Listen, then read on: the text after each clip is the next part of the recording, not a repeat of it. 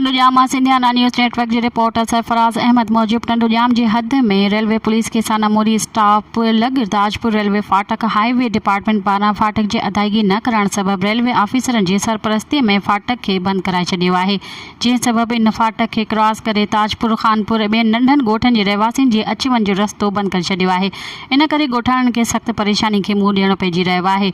Railway police और railway ऑफिसरन media के बुधायो त हाईवे डिपार्टमेंट तरफां गुज़िरियल केतिरनि ई अरसे खां फाटक जी रोड की अदायगी न कई वई है। उन करे फाटक बंद कयो वियो आहे।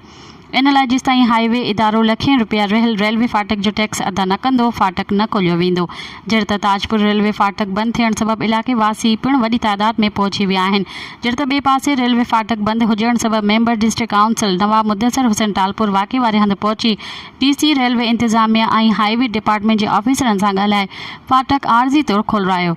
ॻाल्हियुनि बाद रेलवे इंतजामिया पारां रहतुनि की अदायगी लाइ 8 ॾींहंनि जो टाइम ॾिनो वियो। रेलवे इंतजामिया मूजिब जेकॾहिं 8 ॾींहंनि अंदरि अदायगी न कई वई त पोइ फाटक मुस्तक़िल तौर बंद कयो वेंदो।